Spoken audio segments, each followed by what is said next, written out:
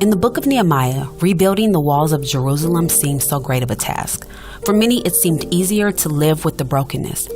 Have you ever been there? Have you ever felt like the destruction in your life couldn't be repaired, or that you lost so much that it was easier to live with the loss than to begin the work of restoration? If you are dealing with the pain of a broken life, if you feel like an exile living among the ruins of your past, God wants to clear away the rubble and give you the strength to rebuild. God wants to remind you that you possess the ability to take back what you lost and reclaim it as rightfully yours, because your story does not have to end with brokenness.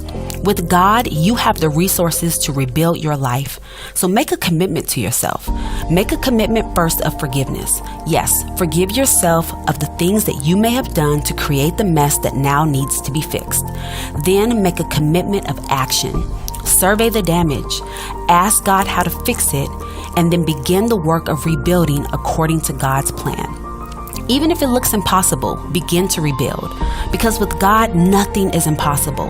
Rebuilding your marriage, your career, your dreams, your relationships, your destiny, all of this is possible with God. And no life unfolds without the challenges of rebuilding. All of us will face the circumstances that will require us at some point to rebuild.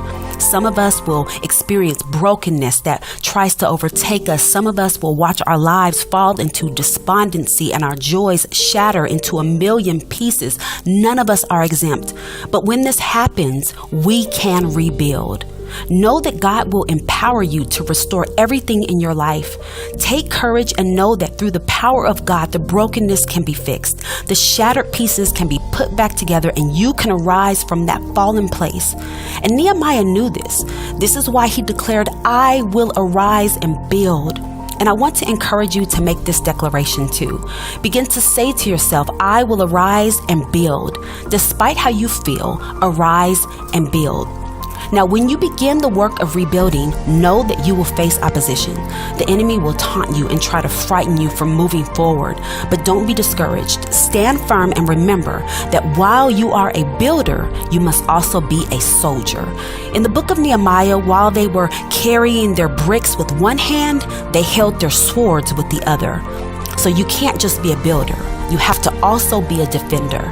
So be ready to defend your future, to protect your promise and guard your gifts. You have a future and you have a hope. So take back what God gave you.